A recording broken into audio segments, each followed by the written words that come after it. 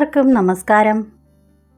ആനയുടെ മുഖം, മുറം പോലെയുള്ള ചെവികൾ, ചെറിയ കണ്ണുകൾ, നീണ്ട തുമ്പിക്കൈ, മുറിഞ്ഞ കൊമ്പ്, കുടവയർ, ചതുർബാഹുക്കളിൽ മോദകവും വേദങ്ങളും മഴുവും കൊളുത്തും വളയവും വഹിച്ച് താമര ആസനത്തിലാണ് ഗണപതി ഇരിക്കുന്നത്. സഞ്ചരിക്കുന്നത് എലിയുടെ പുറത്ത് കയറിയും. കിരീടധാരി കൂടിയാണ് ഗണേശമൂർത്തി. ഭാരതീയമായ ഏതൊരു മൂർത്തി സങ്കല്പത്തിനും പിന്നിലും ചിന്തിക്കത്തക്ക പ്രതീകാർത്ഥങ്ങൾ ഒളിഞ്ഞു കിടക്കുന്നതായി കാണാം.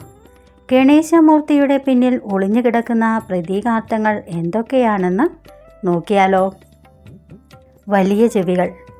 ഗുരുമുഖത്തു നിന്നും പുറപ്പെടുന്ന വിജ്ഞാന സമ്പത്ത് കേട്ടു പഠിക്കുക എന്ന ശിക്ഷണ സമ്പ്രദായം നിലനിന്നിരുന്ന കാലത്താണ് മഹാഭാരത രചന നടക്കുന്നത്. ഗണപതി അത് കേട്ടെഴുതിയതോടുകൂടി ആദ്യത്തെ ലിഖിത ഗ്രന്ഥം പുറത്തു വന്നു. അതിഗഹനങ്ങളായ വിജ്ഞാന സമ്പത്തുകളാണ് മഹാഭാരതത്തിലൂടെ വ്യാസൻ പകർന്നു തരുന്നത്. ഒറ്റയിരുപ്പിലിരുന്ന് അത് മുഴുവൻ കുറിച്ചെടുക്കുക അത്ര എളുപ്പമുള്ള കാര്യമല്ല. അതീവ ശ്രദ്ധയും ജാഗ്രതയും അതിനാവശ്യമാണ്. പുറം കാത് കൂർപ്പിച്ച് ശ്രദ്ധാപൂർവം ശ്രവിച്ച് അകക്കാതിലേക്ക് സന്ദേശങ്ങൾ കൈമാറി മനനം നടത്തിയ ശേഷമായിരുന്നു വ്യാസൻ്റെ വരികൾ ഗണപതി പകർത്തിയത്. ശ്രവണ സൂക്ഷ്മതയുടെ പ്രതീകമാണ് മുറം പോലെയുള്ള വലിയ ചെവികൾ. ചെറിയ കണ്ണുകൾ. മൂക്കിൻ്റെ ധർമ്മം ഘ്രാണമാണ്. ഘ്രാണത്തിലൂടെ ത്യാജ്യവും ഗ്രാഹ്യവും തിരിച്ചറിയാൻ കഴിയും. പൂജ്യവും അപൂജ്യവും കണ്ടെത്താനും ആവും. രാജ്യഗ്രാഹ്യ വിവേചന ബുദ്ധിയുടെ ഗുരുത്വമാണ് ഗണപതിയുടെ നീണ്ട തുമ്പിക്കൈ പ്രതീകവൽക്കരിക്കുന്നത്. മുറിക്കൊമ്പ്. ഗണപതി മുറിക്കൊമ്പനാണ്. ഐതിഹ്യപ്രകാരം പരശുരാമനാണ് ഗണപതിയുടെ കൊമ്പ് മുറിച്ചത്. ഈ ഐതിഹ്യത്തിന് പിന്നിൽ വലിയൊരു രഹസ്യം തന്നെ ഒളിഞ്ഞു കിടക്കുന്നു. ശിവൻ അബ്രാഹ്മണ്യ ദേവനാണ്.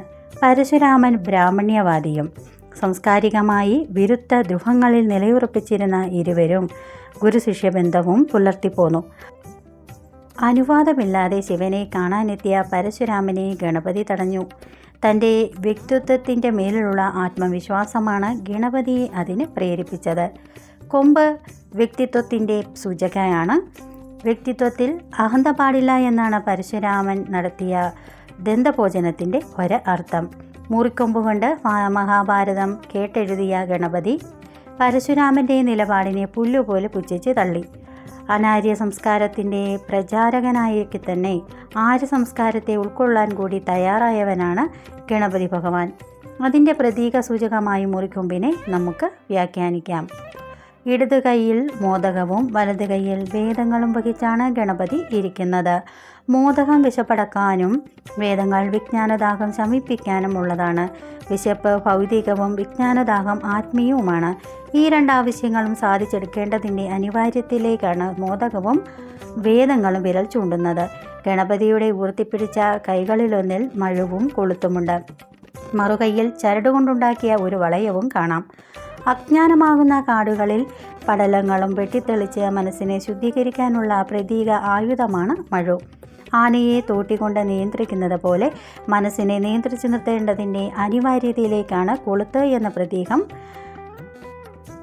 ചൂണ്ടുന്നത്. ഗണങ്ങൾ വഴിതെറ്റിയാൽ അവരെ പിടിച്ചു കെട്ടി നേർവഴിയിലൂടെ നയിക്കാനുള്ളതാണ് ചരടിൻ്റെ ധീരത വളയം. ഭൗതിക സംതൃപ്തി കൈവരിക്കാതെ ആത്മീയ സംതൃപ്തി നേടാൻ ആർക്കും സാധിക്കുകയില്ല. ഗണപതിയുടെ കുടവയർ ഭൗതിക സംതൃപ്തിയുടെ ഒരു പ്രതീക ചിഹ്നമാണ്. ഭരണാധികാരികൾക്ക് കിരീടം ധരിക്കാൻ അവകാശമുണ്ട്. വിജ്ഞാന സമ്രാട്ടായ കിരീടമാണ് ഗണപതി ശിരസിൽ അണിഞ്ഞിരിക്കുന്നത്. ജ്ഞാന സാമ്രാജ്യത്തിലെ സർവാധിപതിയാണ് കിരീടം വെച്ച ഗണപതി. കയ്യിൽ മോദകവും വഹിച്ച എലിയുടെ പുറത്ത് കയറിയാണ് ഗണേശൻ്റെ സഞ്ചാരം. ഭൗതിക ജീവിതത്തിൻ്റെ അടിസ്ഥാനം ആഹാരമാണ്. ചെറുതും വലുതുമായ എല്ലാ ജീവികൾക്കും ആഹാരം കൂടിയേ തീരൂ. എലിയുടെയും ഗണേശൻ്റെയും കൈകളിലെ മോദകം ആ അനിവാര്യതയാണ് സൂചിപ്പിക്കുന്നത്. ഗജസമാനനായ ഗണപതിക്ക് വാഹനം ചുണ്ടലി.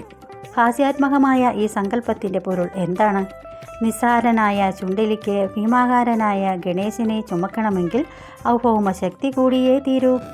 ആഹാര സമ്പാദനത്തിന് വേണ്ടിയുള്ള അധ്വാനത്തിൻ്റെ ലഭിക്കുന്ന പ്രതിഫലത്തിൻ്റെയും മൂല്യങ്ങൾ തമ്മിലുള്ള ഹാസ്യാത്മകമായൊരു താരതമ്യമാണ് മൂർത്തി സങ്കല്പം നടത്തിയ കലാകാരൻ്റെ ഭാവനയിൽ വിരിയുന്നത്. താമരയിതളിൻ്റെ ആകൃതിയിലുള്ള ആസനത്തിലാണ് ഗണപതി സർവദാ ഇരിക്കുന്നത്. ധ്യാനജന്യമായ ആത്മജ്ഞാനത്തിൻ്റെ പ്രതീകമാണ് താമര. വിജ്ഞാനനിധിയായ ഒരു ഗുരുവിനല്ലാതെ മറ്റൊരാൾക്കും അതിൽ ഇരിക്കാൻ യോഗ്യതയില്ല. സാധാരണ ഭക്തന്മാർ മേൽപ്പറഞ്ഞ രഹസ്യങ്ങളൊന്നും അറിയാതെയാണ് ഗണേശ പൂജ നടത്തുന്നത്. ഗണേശ സങ്കല്പത്തിൻ്റെ പിന്നിലുള്ള പ്രതീക രഹസ്യങ്ങൾ മനസ്സിലാക്കി കഴിഞ്ഞാൽ ഗണേശ പൂജയുടെ അനിവാര്യത കൂടി അറിഞ്ഞിരിക്കാൻ ഇത് നമുക്ക് സഹായകമായിരിക്കും. അപ്പോൾ ഈ വീഡിയോ ഏവർക്കും ഇഷ്ടപ്പെട്ടു എന്ന് ഞാൻ കരുതുന്നു. വീഡിയോ ഇഷ്ടമായെങ്കിൽ ലൈക്ക് ചെയ്യുവാനും ഷെയർ ചെയ്യുവാനും സബ്സ്ക്രൈബ് ചെയ്യുവാനും ശ്രമിക്കണേ. അതോടൊപ്പം ഞാനിടുന്ന ഓരോ വീഡിയോയും നിങ്ങൾക്ക് ലഭിക്കുന്നതിനായി ബെല്ലൈക്കൺ കൂടി ഒന്ന് സ്പർശിക്കുക. ഇതിഹാസങ്ങളിലെ മറ്റു വിവരങ്ങളുമായി അടുത്ത വീഡിയോയിൽ വരുവരെ നന്ദി, നമസ്കാരം.